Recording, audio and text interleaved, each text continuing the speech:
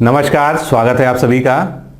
निबंध लेखन के सेशन को हम आगे कंटिन्यू करते हैं और आज हम दूसरे पार्ट में आपदा वाले सेक्शन से एक निबंध को लेंगे जो कि कोरोना महामारी से संबंधित है, क्योंकि ये करंट का विषय भी है और बहुत ही ज्वलंत मुद्दा है जो आपसे पूछा जा सकता है निबंध के सेक्शन में। तो इसकी कैसे हम जो है रूपरेखा बनाएंगे, कैसे इस निबंध को हम पूरा ड्राफ्ट करेंगे और इसका फ्रेमवर्क हम कैसे तैयार करेंगे, इस सब विषय पर हम चर्चा करेंगे। लेकिन इससे पहले अगर आपने जो है इसके ठीक पहले वाला वीडियो जो इंट्रोडक्टिव वीडियो था, साथ में उसमें हमने स्वच्छ भारत मिशन के बारे में निबंध को ड्राफ्ट करके उसके बारे में पूरी चर्चा की है, उसको अवश्य देख लें। क्योंकि निबंध लेखन के लिए मूल तत्व क्या है, किस तरह से आप निबंध लिखें और आपकी जितनी सारी क्वेरी निबंध को लेके होती है मुख्य परीक्षा में निबंध के बारे में, वो सब का जवाब जो है मेरे द्वारा उसमें देने का प्रयास किया गया है, उसको देख ले। और दूसरी महत्वपूर्ण चीज़ है कि यहाँ पर जो आपको निबंध दिया जा रहा है उसमें जानबूझकर जो है शब्द सीमा का पालन नहीं किया जा रहा। उसकी वजह यह है कि हम आपको जो है एक एब्स्ट्रैक्ट देना चाहते हैं, एक जो है निबंध जैसा ही लेख देना चाहते हैं। हालांकि उसको निबंध ही कहेंगे लेकिन हम उसमें जो है उसको थोड़ा विस्तार देते हैं, इसलिए क्योंकि जब आप उसको रिप्रोड्यूस करें अपने शब्दों में, अपनी स्टाइल से, अपनी शैली से उसको लिखें, तब जो है आप जो है उसकी शब्द सीमा का ध्यान रखते हुए और एक अच्छा निबंध जो है तैयार कर सकें। तो इसके लिए जो है ये दिया जा रहा है। और सबसे ज़रूरी है निबंध की फ्रेमिंग करना, जिसको हम आज फिर से डिस्कस करेंगे। और जो भी निबंध हम पढ़ेंगे उसकी फ्रेमिंग सबसे पहले, क्योंकि आपको 1 घंटे में निबंध लिखना है और 1 घंटे में निबंध लिखने के लिए 600-700 शब्द आपको लिखने के लिए आपके पास एक अच्छी रणनीति होनी चाहिए, आपके पास एक अच्छी पृष्ठभूमि होनी चाहिए उस विषय के बारे में जिस पर आप निबंध लिखने जा रहे हैं। क्योंकि निबंध उस विषय को हम केंद्र में रखते हुए पहले उसके बारे में ये सोचेंगे कि हम किस तरह से इसकी फ्रेमिंग स्टार्ट करें, यानी हम प्रस्तावना में क्या लिखें, मुख्य जो है भाग में क्या लिखें और निष्कर्ष में आखिर क्या लाएं। तो आज हमारा टॉपिक है कोरोना महामारी, एक भीषण मानवीय त्रासदी। निश्चित रूप से अगर विश्व युद्धों को छोड़ दें तो इस तरह की भयंकर त्रासदी जो है अभी तक और ऐसी त्रासदी जिसको पूरे विश्व ने झेला हो, केवल एक देश तक सीमित नहीं रह गया हो, कोई ऐसा देश शायद ही अछूता इससे रहा हो जहां पर कोरोना ना पहुंचा हो। कुछ द्वीपीय देशों की अगर हम बात छोड़ दें जो कि बिल्कुल दुनिया से अलग थलग आइसोलेट पड़े हैं, तो पूरे विश्व को जो है इसने चपेट में लिया। लाखों मौतें हुई, करोड़ों लोग इससे संक्रमित हुए। तो इसको हम निश्चित रूप से एक मानवीय त्रासदी कह सकते हैं। लेकिन वो क्या क्या डायमेंशन हैं, वो क्या क्या जो है आयाम हैं जिससे हम ये सिद्ध कर सकते हैं इस निबंध में कि ये वास्तव में एक मानवीय त्रासदी है। और इसके बहुत सारे दृष्टिकोण भी हैं। कोरोना ऐसा नहीं है कि केवल एक बायोलॉजिकल वायरस है और एक सामान्य फ्लू की तरह फैला, और उसने जो है जिस तरह से पहले प्लेग फैलता था, हैजा फैलता था, बाकी जो है स्वाइन फ्लू, बर्ड फ्लू, कई सारी जो है वायरल बीमारियां जो है इस तरह की फैली। तो उससे ज़्यादा घातक होकर क्यों ये फैला और इसने जो है इतनी ज़्यादा मात्रा में जो है लोगों को मौत के घाट उतारा, लोगों को जो है काल कवलित किया, तो इसके पीछे की वजहों को हम जो है इसका विश्लेषण करेंगे। तो फिर से मैं अपनी बात को दोहराता हूँ, आपके सामने कोई अगर टॉपिक है तो पहले आपको जो है उस टॉपिक को, उस विषय को जिस पे आपको निबंध लिखना है, उससे उठने वाले कुछ जो है प्रश्नों को निकालना चाहिए कि आखिर ये हमसे प्रश्न क्या कर रहा है, और उसी प्रश्नों के उत्तर ढूंढना ही आपका जो है निबंध है। जैसे कि पहली चीज हो गई कोरोना। तो कोरोना क्या है, एक मूलभूत जो है आपके पास जानकारी ये होना चाहिए कि कोरोना क्या है। कोरोना जो है एक जो है वायरल इन्फेक्शन है, कोरोना वायरस से होता है, जिसका आधिकारिक नाम जो है नोवेल कोरोना वायरस रखा गया, जिसको कोविड-19 के नाम से जो है ज़्यादा पुकारा गया। कोविड-19 इसको ऑफिशियल नेम दिया गया WHO द्वारा। तो ये तो कोरोना हो गया, ये सब बातें हम जानते हैं क्योंकि हम लोगों ने जो है कोरोना को जिया है। एक होता है कि कोरोना के बारे में सुनना, लेकिन हमने कोरोना को अपने जीवन में 6-7 महीनों में अनुभव किया है कि आखिर इसने इस तरह का पैनिक क्रिएट किया हमारे दिलो दिमाग में कि आज भी हम कहीं जाते हैं तो किसी चीज़ को छूने से डरते हैं, कुछ भी उठाने से डरते हैं, दो लोग आपस में क्लोज होके मिलते नहीं हैं, जितनी दूर हो सके उतनी दूर से बात करते हैं। यानी इंसान ने इंसान को जो है शक की नज़र से देखना शुरू किया और इस वायरस ने इस तरह का जो है मानसिक आतंक भी हमारे दिलों में पहुंचाया। तो कोरोना और महामारी क्या चीज़ होती है, एक दूसरा टर्म आपके सामने है। महामारी की जो है कई सारी परिभाषाएं हैं, अगर जो है इसकी ऑफिशियल परिभाषा देखेंगे वो अलग है, लेकिन हमको यहाँ बहुत ज़्यादा जो है तथ्यात्मक होकर नहीं लिखने की आवश्यकता है। हम सीधे से बात करते हैं कि एक ऐसी बीमारी जिसका जो है वाइड स्प्रेड हो, जो बहुत ज़्यादा भूभाग में फैलता हो और जो बहुत ज़्यादा लोगों को अपने चपेट में लेता हो, उसको एक हम सिंपली जो है महामारी कह सकते हैं। तो हमारे सामने दूसरी बात क्लियर हो गई कि कोरोना क्या है और महामारी क्या है, और कोरोना एक महामारी बना, इसमें कोई भी डाउट नहीं है। फिर ये एक भीषण पे बात पे आते हैं, ये एक मानवीय त्रासदी कैसे हुई, क्योंकि इसने जो है सभी मानव को चपेट में लिया, यानी इंसानों को जो चपेट में लिया, हालांकि इससे जानवर भी प्रभावित हुए, लेकिन जो है सबसे ज़्यादा जो है मानवों पर इसका इफेक्ट पड़ा। उसके अलावा ये त्रासदी कैसे बनी, क्योंकि इसने पूरे दुनिया में जनजीवन को अस्त व्यस्त कर दिया।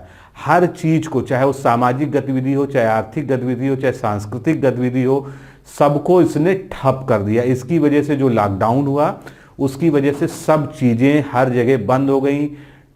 ट्रेनों के पहिए जाम हो गए, ट्रकों के पहिए जाम हो गए, कोई भी वाहन से ले नहीं निकल सकता था। उसके अलावा रोजी रोटी का संकट लोगों के सामने आ गया, यहाँ तक कि लोगों के पास करोड़ों रुपया होते हुए भी उनके पास जो है खाद्य सामग्री जो है उपलब्ध नहीं थी। तो ऐसी जो है कंडीशंस आ गई, और जिनके पास पैसा नहीं है उनके साथ तो अन्य कई तरह की दुश्वारियाँ थी। लोग हजारों मील, हजारों किलोमीटर दूर जो है दूसरे देशों में या दूसरे प्रदेशों में फंस गए, जहाँ पर वो रोजगार या अन्य किसी वजह से गए थे। तो कई सारे इसके जो है मानवीय दृष्टिकोण हैं। तो अगर आप देखें तो कोरोना वायरस पर या कोरोना महामारी पर एक निबंध लिखना जो है आपके लिए बहुत ही आसान है, क्योंकि एक चीज़ होती है कि हमने किसी चीज़ को पढ़ के सीखा है। हमने मान लीजिए स्वच्छ भारत मिशन है, तो उसको हमने पढ़ के जाना है कि स्वच्छ भारत मिशन क्या है, और उसके बारे में मीडिया से जाना है और थोड़ा बहुत जो है अनुभव भी किया। लेकिन कोरोना काल में हम जो है हमने अपना 6-7 महीना जीवन का व्यतीत कर चुके हैं, और कोरोना काल के सारी दुश्वारियों से हम जो है उसके सकारात्मक पहलू भी हम जानते हैं, नकारात्मक पहलू भी जानते हैं, सकारात्मक पहलू भी जानते हैं। सकारात्मक क्या हुआ, नकारात्मक क्या हुआ, ये सभी हम आगे डिस्कस भी करेंगे। तो कुल मिला के कोरोना जो है एक मानवीय त्रासदी है, जिसने मानव को हर एंगल से, यानी हर प्रकार से जो है बिल्कुल बर्बाद करने की ठान ली थी। लेकिन उसके बाद भी ये इंसानी जीवटता है जिसके दम पे जो है आज आप इससे उबर कर बाहर आ चुके हैं, और जितनी संभावित क्षति थी उससे बहुत कम क्षति में जो है मानव सभ्यता अब आगे की ओर बढ़ गई है। तो ये जो है मानवीय त्रासदी के बारे में हो गया। भीषण तो यहीं पर आ गया, क्योंकि इस तरह का अब तक जो है कोई जो है इतना बड़ा स्तर पर फैलने वाला रोग दुनिया में कभी भी नहीं फैला था, जिसने दुनिया के लगभग जो है 195 देशों को जो है अपनी चपेट में ले लिया हो। तो ये जो है अब हम टॉपिक को समझ गए कि हमको इसमें करना क्या है। ये सारी जो है मोटी मोटी बातें हैं, क्योंकि जितने प्रश्न हम उस टॉपिक के शब्दों से निकालेंगे वही प्रश्न जो है हमारे क्या बन जाएंगे, वही प्रश्न हमारे जो है हमारे निबंध का मूल आधार बन जाएंगे।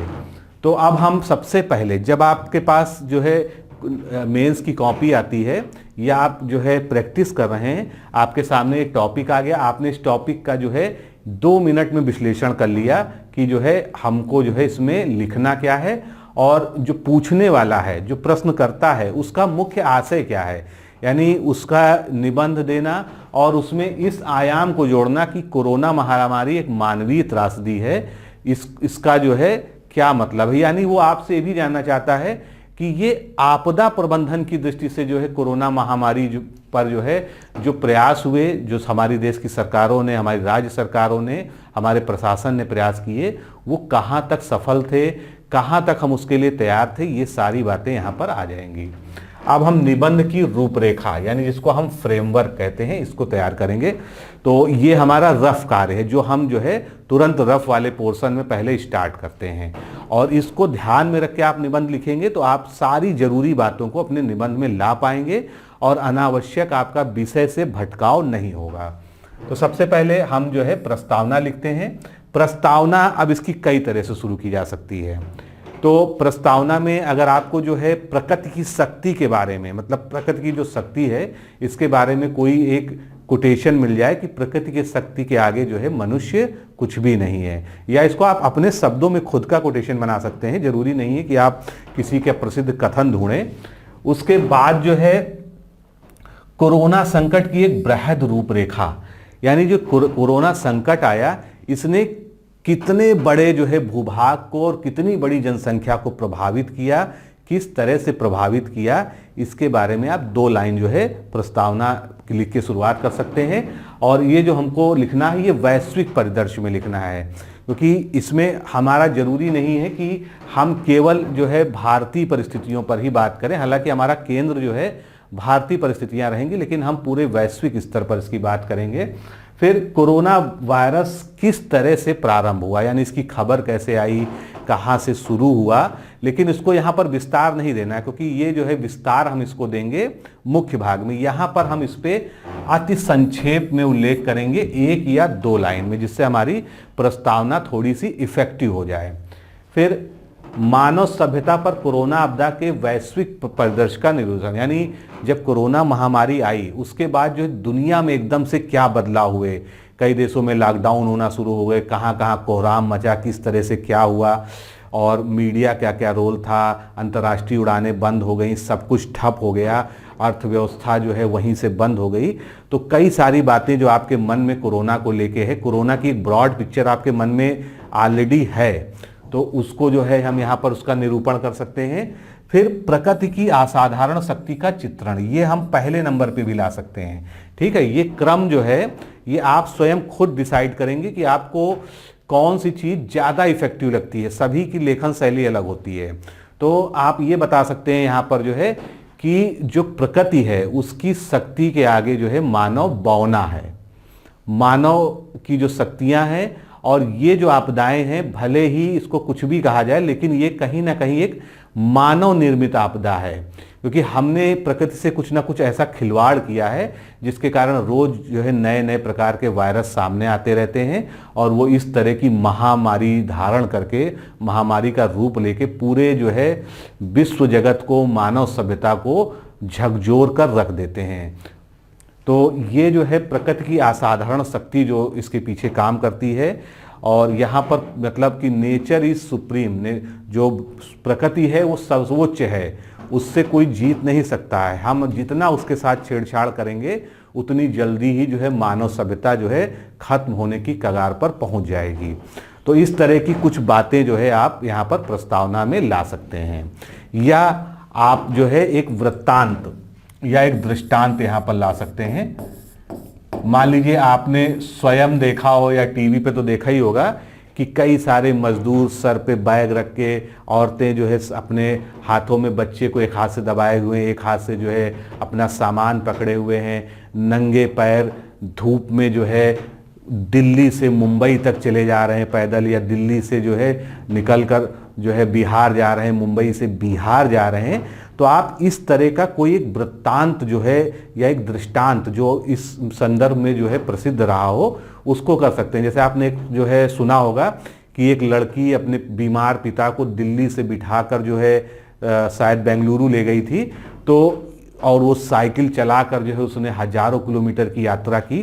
तो इस तरह का अगर आपके दिमाग में कोई वृत्तांत आ रहा है उसको भी आप यहाँ पर शुरुआत में ले सकते हैं, उसका एक मार्मिक चित्रण प्रस्तुत कर सकते हैं, जिससे आप एग्जामिनर पर ये इंप्रेशन डाल सकें कि ये जो है आपने जो कोरोना का चित्रण किया है, कोरोना का जो भय आपने देखा है इस दौरान, वो आप जो है सही मायने में वहाँ पर प्रकट कर पा रहे हैं। तो ये जो है कुछ बातें हो गई जो आपको प्रस्तावना में डाल सकते हैं।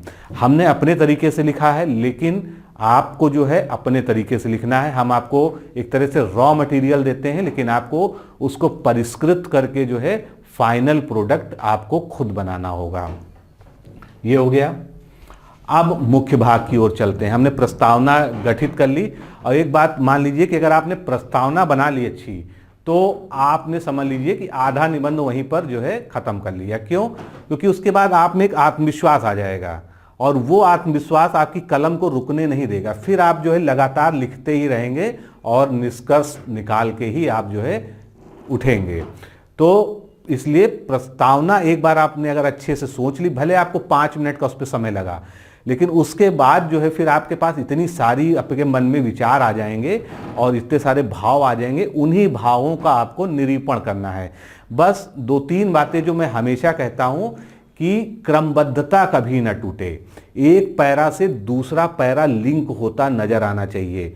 एकदम से आप जो है कोई और बात करके फिर एकदम से अगली बात को, दूसरी बात को नहीं शुरू करते हैं। जहां पर एक बात को खत्म कर रहे हैं उसी से जो है लिंक लेके अगला पैरा स्टार्ट कीजिए। और एक बात ध्यान रखिए, बहुत बड़े बड़े मतलब 15 लाइन 20 लाइन के पैरा लिखने से बचिए। जितना अच्छा होगा कि आप 4 लाइन 5 लाइन तक के पैरा लिखिए। जितने छोटे पैरा लिखेंगे उतना आप इफेक्टिव जो है दिखेंगे। तो अब हम जो है मुख्य भाग में आते हैं इस निबंध के, कि हमको मुख्य भाग में जो है क्या करना चाहिए। तो कोरोना वायरस और कोविड-19 का सामान्य परिचय हमको देना है।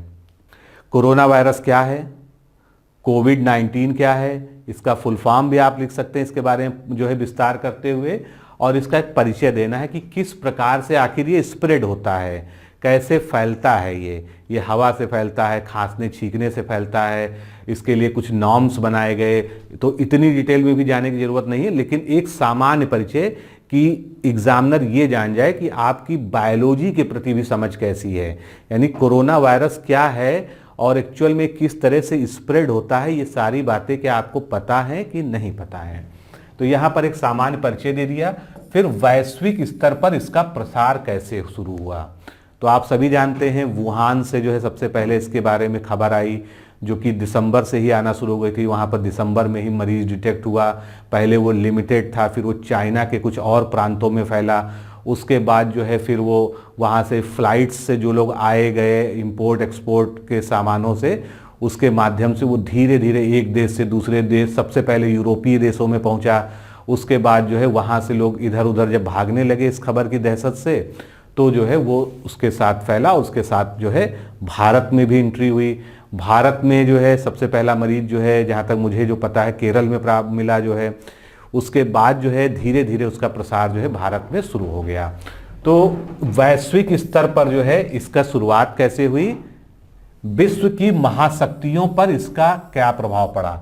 विश्व की 4-5 महाशक्तियां जो हैं, अमेरिका, फ्रांस, रसिया, चाइना, जो अपने आप को जो है सर्वशक्तिमान प्रदर्शित करते हैं कि उनके पास हर मर्ज का इलाज है, वो हर तरह की परिस्थिति के लिए तैयार रहते हैं, उस जो है दुनिया की महाशक्ति हैं। लेकिन इस महामारी ने उनको भी घुटनों पर ला दिया, क्योंकि जितना अच्छा प्रबंधन भारत ने किया उतना अच्छा प्रबंधन शायद कोई और नहीं कर पाया।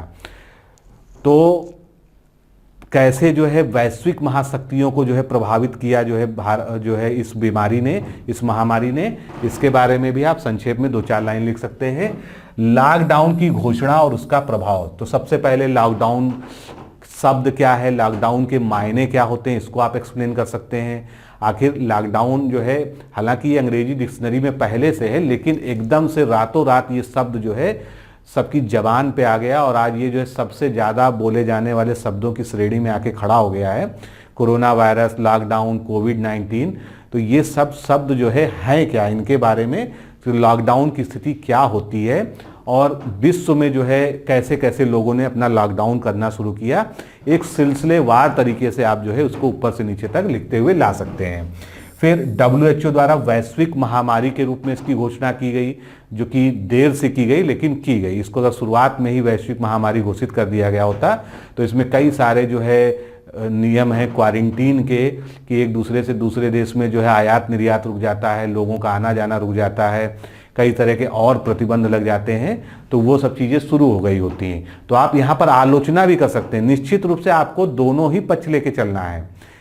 जरूर आप आलोचना करें, क्योंकि जो है इतनी बड़ी त्रासदी और उसका इतना खराब मैनेजमेंट और इतनी बड़ी विश्व की शीर्ष संस्था के द्वारा जो है जो गलती की गई, तो उन सब गलतियों को आप उजागर कर सकते हैं, लेकिन इसमें आपको अपना पूर्वाग्रह नहीं लाना है। आप जो है जो चीज़ें वास्तव में हुई हैं उसके बारे में ही बात करेंगे। फिर कोरोना संक्रमण का भारत में आगमन हुआ। कोरोना संक्रमण का भारत में आगमन हुआ, किस तरह से आगमन हुआ?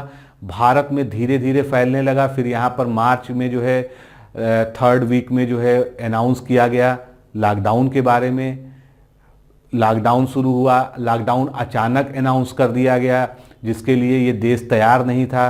तो अचानक लॉकडाउन हो जाने के कारण क्या हुआ, किस तरह की परिस्थितियां बनी, क्या सामाजिक आर्थिक परिस्थितियां बनी, लोग किस तरह से जो है इससे परेशान हुए। एक तो वायरस से परेशान हुए, जो लोग संक्रमित हो रहे थे उसका कोई भी जो है सटीक इलाज नहीं था।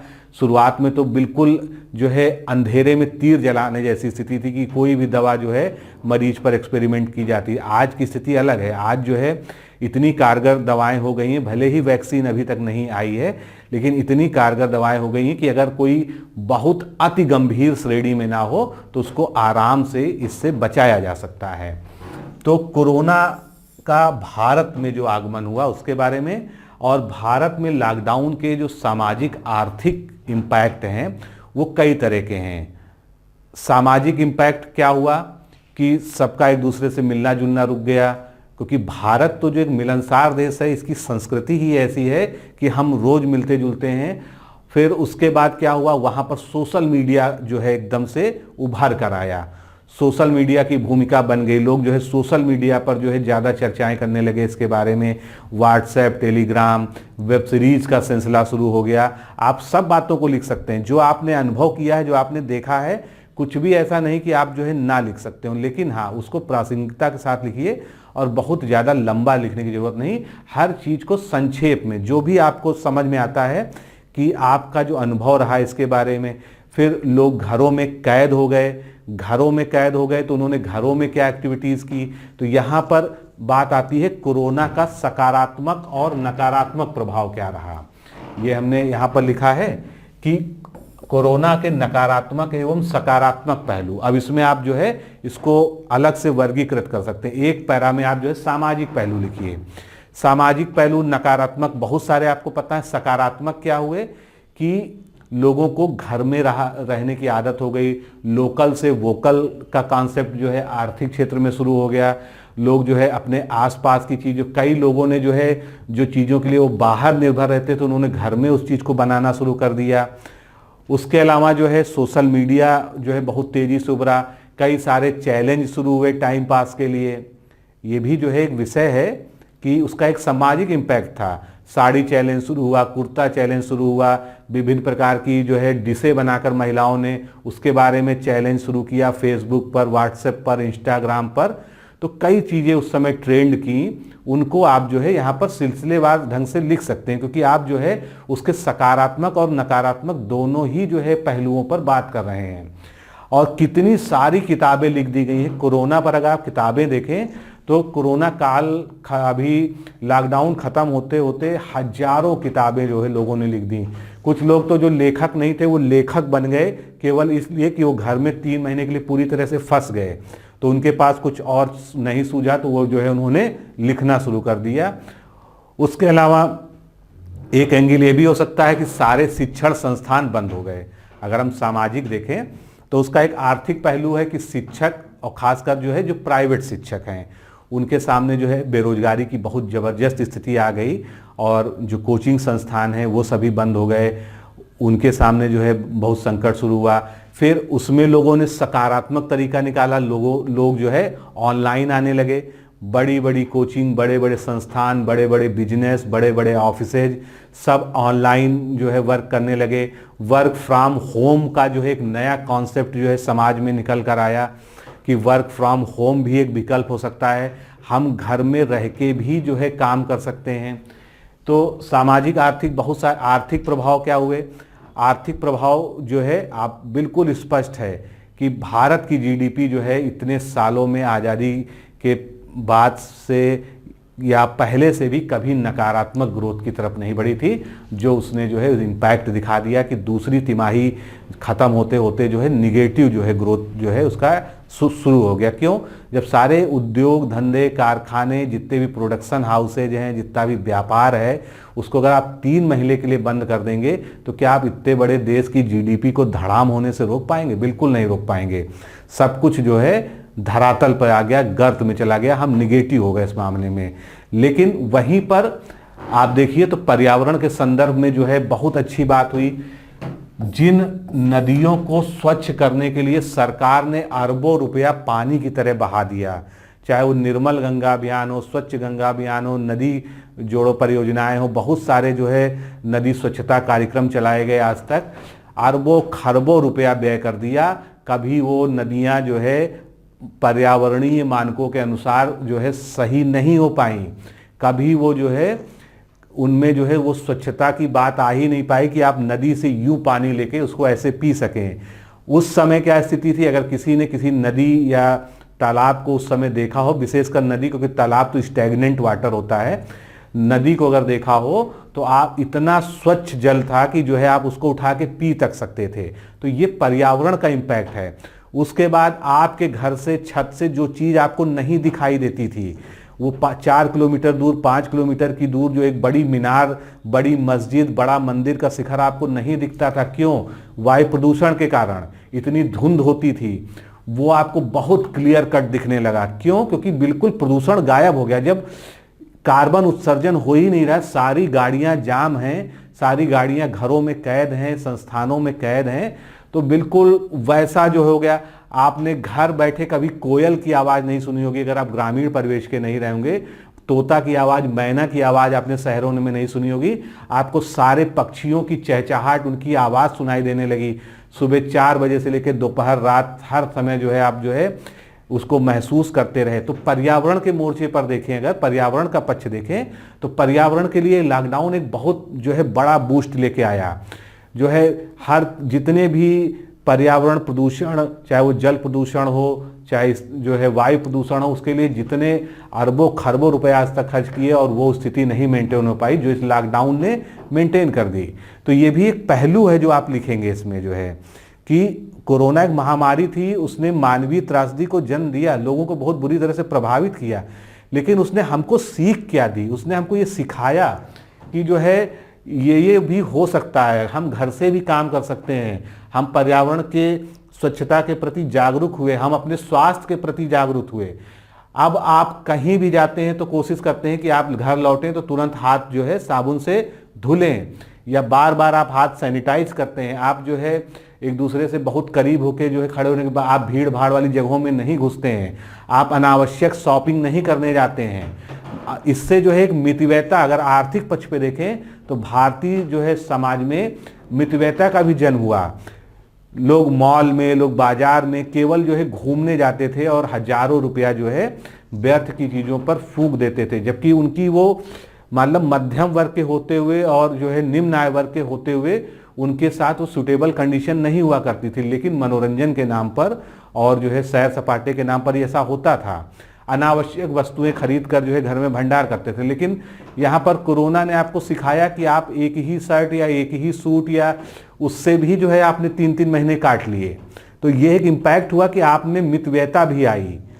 अब राजनीतिक क्या हुआ? यहाँ पर आपने अपने नेताओं को भी परख लिया कि उनकी राजनीतिक इच्छा शक्ति क्या है, किस प्रदेश में कोरोना को किस तरह से हैंडल किया, केंद्र सरकार ने क्या किया, केंद्र राज्य संबंधों के बारे में आप यहाँ पर जिक्र कर सकते हैं कि केंद्र राज्य संबंध किस प्रकार के रहे, और क्या जो है केंद्र सरकार के दिशा निर्देशों का जो है राज्य सरकारों ने पालन किया, क्या राज्य सरकार के दिशा निर्देशों का नगर निगम, नगर पालिकाओं ने या जिला परिषदों ने पालन किया। तो ये सब भी एक दृष्टिकोण है इसके बारे में लिखने का और सोचने का। तो ये भी एंगल जो है राजनीतिक और राजनीतिक इच्छा शक्ति यहाँ पर बहुत जरूरी है। अगर लॉकडाउन की घोषणा समय से नहीं होती तो आज स्थिति जो है अलग होती। हालांकि इसका लोगों ने बहुत विरोध किया है, कई तरह से उसका विरोध जायज भी है, क्योंकि कुछ देशों ने लॉकडाउन घोषित करने के लिए 7 दिन का समय दे दिया था। उन्होंने घोषणा कर दी कि 1 हफ्ता बाद से लॉकडाउन लगेगा, तब तक जिसको जहां जाना था, जो करना था, वो सब कर चुके थे। लेकिन भारत में लॉकडाउन रातों रात शुरू हुआ, तो इन दोनों में अंतर था। लेकिन अब ये पॉलिसी मेकर्स हैं, इन्होंने जरूर कोई ना कोई सलाह ली होगी, किसी उच्च स्तरीय समूह से इनको जो है ये सलाह प्राप्त हुई होगी कि इस तरह से किया जाए, तो वो किया, प्रायोगिक तौर पर किया। तो फिर वहां पर आप देखिए सामाजिक क्षेत्र में एक एकजुटता का भी भाव आपने देखा। मोदी जी ने कहा कि जो है सब लोग जो है थाली बजाओ, घंटी बजाओ, ताली बजाओ, सबने बजाया, मैक्सिमम लोगों ने बजाया। मतलब उस भयानक जो है डर के माहौल के बीच, जब इंसान जो है अपने घर से बाहर देखना तक नहीं चाहता था कि कहीं उसको कोरोना संक्रमण ना हो जाए, उसके बाद भी लोगों ने खुशी खुशी उसको एंजॉय करते हुए किया। क्यों? क्योंकि जो है जो लोग कोरोना के प्रति समर्पित होकर, डॉक्टर, नर्स, पुलिस, बाकी अन्य स्टाफ, नगर पालिका, नगर परिषद के कर्मचारी, जो उनको कोई छुट्टी नहीं मिली, जो पूरे कोरोना काल में जो है लगे रहे, सेवा करते रहे लोगों की, और वो काल कवलित भी हुए। कितने जो है लोग इस तरह के जो है जिनको हम कोरोना वॉरियर्स नाम देते हैं, वो लोग जो है इससे मर गए, उनकी मृत्यु हो गई इससे संक्रमित होके। तो उनका एक उत्साहवर्धन किया जाना भी जरूरी था। यहाँ पर देश में एक एकजुटता का भाव दिखा कि जो सबने जो है एक साथ उनका अभिनंदन किया।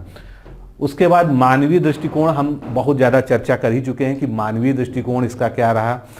मानवीय दृष्टिकोण में अगर आप देखें तो सबसे जरूरी जो चीज़ दिखी कि लोगों ने भंडारे तक चलाए, घर से खाना बनाकर गरीबों की मदद की, एक पड़ोसी ने दूसरे पड़ोसी की मदद की, कोई जो है लॉकडाउन में नंगे पैर जा रहा उसके सामने से वहाँ पर कई जगह चप्पलें वितरित की गई, कई जगह उनको पानी उपलब्ध कराया गया, कई जगह उनको खाना उपलब्ध कराया गया। बहुत सारे जो है अभिनेता, नेता और जो है मशहूर हस्तियाँ सामने आई, उन्होंने लोगों की दिल खोल के मदद की। लोगों के जैसे सोनू सूद का ही उदाहरण अगर हम ले लें तो उन्होंने जो है बसें तक चलवाई कि लोग अपने घर पहुंच सकते हैं। तो ऐसी भी जो है मानवीय दृष्टिकोण रखने वाले लोगों को हमने देखा, जिन्होंने वास्तव में संकट के समय में बहुत अच्छा काम किया, बहुत अच्छी मदद की। तो एक ये दृष्टिकोण हो गया जो क्लियर हो गया, और सबसे जो अच्छा आप लिख सकते हैं वो यहीं पर लिख सकते हैं, तो इसको आप जो है मुख्य भाग में प्रमुखता दीजिए। उसके बाद कोरोना संकट एक मानवीय त्रासदी है, बिल्कुल है, मानवीय त्रासदी है, क्योंकि उसने मानव को सामाजिक, आर्थिक, भावनात्मक और हर दृष्टि से जो है प्रभावित किया। केवल एक दृष्टिकोण से नहीं कि केवल जो है उसका स्वास्थ्य जो है प्रभावित हुआ, वो हर मोर्चे पे प्रभावित हुआ। हर मोर्चे पे मानव की जो है अग्नि परीक्षा हुई, उसकी जीवटता की यहाँ पर कसौटी पर कसा गया जो है कि कौन कैसे रहेगा, कौन जिएगा, कौन नहीं जिएगा, ये तक जो है डिसाइड किया कोरोना ने। आगे चलते हैं, क्या भारत में लॉकडाउन की घोषणा और उसका प्रबंधन सही ढंग से हुआ, इस संबंध में राजनीतिक इच्छा शक्ति।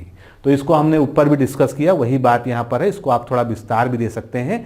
यहाँ पर आप जो है सकारात्मक और नकारात्मक दोनों ही पक्षों को त्यागते हुए एक तटस्थ दृष्टि से देखिए कि क्या वास्तव में जो है जो लॉकडाउन की घोषणा हुई, जो केंद्र के नियम आए, क्या उनका अनुपालन जो कराया गया और उसमें बीच बीच में ढील दी गई, किस तरह से क्या चीज़ें हुई, क्या वो प्रबंधन की दृष्टि से सही था। क्या हमारा देश में इस तरह की आपदा, यहाँ पर मेन चूंकि अगर ये आपदा में पूछा गया, तो क्या ये आपदा प्रबंधन की दृष्टि से जो है ये एक सही तरीका था, और क्या हम इसके लिए तैयार थे? तो तैयार तो बिल्कुल नहीं थे, क्योंकि इस तरह की महामारी की इतनी व्यापक स्तर पर जो है किसी सरकार ने कल्पना नहीं की थी। हालांकि महामारियां आज भी आती हैं, ऐसे ऐसे घातक रोग, आज जैसे टीबी है, टीबी से हर साल लाखों लोग मरते हैं। तो ऐसी सी घातक बीमारियां, कैंसर है, टीबी है, तो उनसे जो है लाखों लोग जो है मर जाते हैं। उसके अलावा कई सारी संक्रामक बीमारियां जिनसे लाखों लोग मर जाते हैं। लेकिन उनके आपदा प्रबंधन के बारे में तो हमारे पास जो है कार्य योजना है, लेकिन इतने व्यापक स्तर पे क्या हो जाएगा। भारत में कोरोना की जांच के लिए कोई सुविधा नहीं थी। सारे राज्यों में आज जो है करोड़ों, डेली जो है लाखों करोड़ों जांचें हो रही हैं। तो क्या आपदा प्रबंधन की दृष्टि से सब कुछ सही था? इसके बारे में आपको तटस्थ होके पक्ष और विपक्ष दोनों ही बातों को अपने तर्क सहित यहाँ पर रखना चाहिए। फिर अब निष्कर्ष, हमने इतनी सारी चर्चा कर ली, तो निष्कर्ष जो है आपके सामने है कि जो है कैसे जो है कोरोना ने जीवन को प्रभावित किया, उसके सारे आयाम जो हम एक्चुअल में निष्कर्ष में हम कुछ बहुत नया नहीं लिखते हैं, जो हम सारी बातें लिख चुके हैं उसका हम एक निचोड़, एक एब्स्ट्रैक्ट यहाँ पर लाते हैं केवल जो है 50 से 100 शब्दों में, और अपनी बात को जो है एक प्रभावशाली तरीके से ख़त्म करते हैं। और यहाँ पर हम एक विश्लेषणात्मक रवैया लेते हैं कि चीज़ें सही रहीं कि गलत रहीं, सुझाव हमारे क्या हैं, भविष्य में जो है आपदा प्रबंधन अगर इस तरह की बीमारियों के लिए, उसके लिए किस तरह की मैकेनिज्म विकसित किए जानी चाहिए, ये सारी बातें हम यहाँ पर लेके आते हैं। तो कोरोना महामारी जैसी आपदाओं से निपटने के लिए भविष्य की रणनीति और सुझाव की समीक्षा कीजिए। कोरोना संकट के सामाजिक, मानवीय जीवन शैली, स्वास्थ्य आदि में परिवर्तन, यानी अब हमने अपनी जीवन शैली को बदला है। जो लोग मॉर्निंग वॉक नहीं करते थे, जो लोग योगा नहीं करते थे, जो लोग एक्सरसाइज नहीं करते थे, 9 बजे सोकर उठते थे, 8 बजे सोकर उठते थे, उनको भी एक चीज़ समझ में आ गई कि अगर हमारे शरीर में प्रतिरोध क्षमता नहीं है तो कोई भी दवा हमको इस तरह की बीमारी से बचा नहीं पाएगी। इसलिए हमको अपने शरीर को इस स्तर पे तैयार रखना है कि अगर दोबारा कुछ ऐसा होता है तो हमारा जो है ऑटो इम्यून सिस्टम उसके लिए रिस्पॉन्स करे, यानी हमारे अंदर जो है प्रतिरोधक क्षमता उत्पन्न हो, प्रतिरोध क्षमता, इम्यूनिटी की पावर उत्पन्न हो। यहाँ पर एक और जो है बहुत अच्छा जो है बात छूटी जा रही थी, आयुर्वेद। लोगों ने आयुर्वेद जो भारत की प्राचीन पद्धति है उस पर 100% विश्वास किया। आयुर्वेद की चीज़ों आज भी जो है लोगों ने काढ़ा पी रहे हैं, लोग तरह तरह के जो है अदरक, हल्दी, तुलसी, नीम, जिन चीज़ों को प्राचीन काल से हमारे जो है ऋषि मुनि और जो है विद्वान समाज के लोग कहते आए हैं, और हमारे जो है परिवार में भी जो है हमारे पूर्वज, हमारे दादा, हमारे परदादा, हमारे पिता माता उसके बारे में उसका महत्व बताते रहे। लेकिन एक आधुनिक सामाजिक व्यक्ति होने के नाते हम लोग उसको नकार चुके थे, क्योंकि हमको लगता था कि ये थेरेपी बहुत ज़्यादा कारगर नहीं होती है और इससे बहुत जो है स्लो रिस्पांस होता है। लेकिन उसी ने जो है लोगों को बहुत राहत दी। उस समय कोई ऐसी दवाई नहीं थी, लेकिन जो है जिन लोगों ने नियमित रूप से योगा शुरू किया और मॉर्निंग वॉक पे जाने लगे, बाकी अन्य जो एक्सरसाइजेस करने लगे, साथ में जो है इस तरह के जो है आयुर्वेदिक जो है चीज़ों का ग्रहण करने लगे, आयुर्वेदिक दवाइयाँ लेने लगे, तो उनकी इम्यूनिटी जो है स्ट्रांग हुई। तो इस तरह से जो है आप जो है जीवन शैली, स्वास्थ्य में किस प्रकार का परिवर्तन हमको करना चाहिए, हमने क्या किया है इसके बारे में, और भविष्य की रणनीति क्या होनी चाहिए इस तरह की आपदाओं से निपटने के लिए।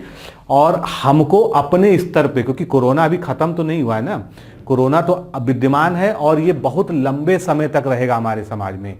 इसका टीका आ जाएगा, सब लोगों को टीका लग जाएगा, उसके बावजूद भी कोरोना के केस निकलते रहेंगे, क्योंकि दुनिया का कोई ऐसा टीका नहीं है, कोई ऐसी वैक्सीन नहीं है जिसके बारे में कोई वैज्ञानिक ये कह दे कि ये 100% जो है वर्क करेगा। यानी आप एक बार लगवा लें, उसके बाद वो आपको लिख के गारंटी नहीं दे सकते कि आपको कोरोना नहीं हो सकता है। तो क्योंकि हर वैक्सीन का हर शरीर पर एक अलग तरह का रिस्पॉन्स होता है। वायरस में अपने आप में सेल्फ रेप्लिकेशन की क्षमता होती है, वो चीज़ों को जो है पलट जो है बदल कर जो है चीज़ों को, अपने जीनोम को बदल कर नए नए रूप में जो है हमारे सामने आता रहता है और हमको जो है डराता रहता है और हमारे मन में भय जो है पैदा करता है। तो इतने सारे आयाम जो है यहाँ पर हमने चर्चा की, इनको आप लेके जो है एक अच्छा निबंध लिखने का प्रयास कीजिए। तो मित्रों, आज के लिए इतना ही, फिर मिलते हैं अगली क्लास में। नमस्कार, धन्यवाद। कि हमारा RO ARO मेंस का बैच सक्सेसफुली चल रहा है, और अगर आप इच्छुक हैं, आप जो है प्री क्वालिफाई कर चुके हैं और सही मार्गदर्शन के साथ, सही मटेरियल के साथ, सही जो है दिशा निर्देशन के साथ आप जो है अपनी तैयारी करना चाहते हैं, क्योंकि अब आपके सामने बहुत ज़्यादा समय नहीं है, तो आप जो है हमसे जुड़ सकते हैं। ये कॉन्टैक्ट डिटेल है, 9506742546 पर आपको व्हाट्सएप करना है। कोर्स की क्या संरचना है हमारे, हम आपको पहले कई बार बता चुके हैं, पीछे लिखा हुआ है, बस मैं शॉर्ट में आपको ये बताना चाहता हूँ कि जितने भी सेगमेंट हैं उसमें से जीएस ऑब्जेक्टिव और हिंदी ऑब्जेक्टिव को छोड़कर, क्योंकि उनकी हम टेस्ट सीरीज प्रोवाइड करेंगे, लेकिन जीएस ऑब्जेक्टिव वाले के लिए हम लेक्चर्स प्लस नोट्स भी देंगे टेस्ट सीरीज के अलावा। उसके अलावा हिंदी आलेखन से संबंधित, चाहे वो पत्राचार हो, निबंध लेखन हो, जो है या जो है आपका पारिभाषिक शब्दावली हो, मुहावरे हो, कंप्यूटर ज्ञान हो, तो सभी से संबंधित आपको जो है लेक्चर्स और नोट्स प्रोवाइड किए जाएंगे। ये लेक्चर्स ऑलरेडी रिकॉर्डेड हैं, यानी आपके सामने टाइम की कोई बाउंडेशन नहीं है कि आप इसको एक पर्टिकुलर समय पर देखें। कुल मिलाकर ये लाइव नहीं होंगे, आप अपनी सुविधा के अनुसार कितनी भी बार उसको जो है रिप्ले करके देख सकते हैं। जो हमारा ऐप है डिकोड एग्जाम का, उसमें आप इसको डाउनलोड कर सकते हैं, जिससे आपका केवल एक बार जो आपके डाउनलोड होने में डेटा खर्च होगा, उसके बाद आपको दोबारा फिर जो है डेटा भी नहीं खर्च करना पड़ेगा। और साथ में आपका पूरा मार्गदर्शन व्यक्तिगत तौर पर भी किया जाएगा। आप निबंध लिखेंगे, आप पथलेखन करेंगे, आप अपठित गद्यांश का सारांश लिखेंगे, आप उसको हमारे पास चेक करने के लिए भेजेंगे, हम उसको आपको व्यक्तिगत तौर पर फीडबैक भी देंगे, जैसा कि हम कर रहे हैं। जो लोग बैच में एनरोल्ड हैं वो उसके बारे में सब जानते हैं। तो आप जुड़ना चाहते हैं तो कॉन्टैक्ट डिटेल आपके सामने है, और इस वीडियो के डिस्क्रिप्शन बॉक्स में और पिन कमेंट में भी कॉन्टैक्ट डिटेल दिया हुआ है। आप जल्दी से जल्दी हमसे जुड़ सकते हैं।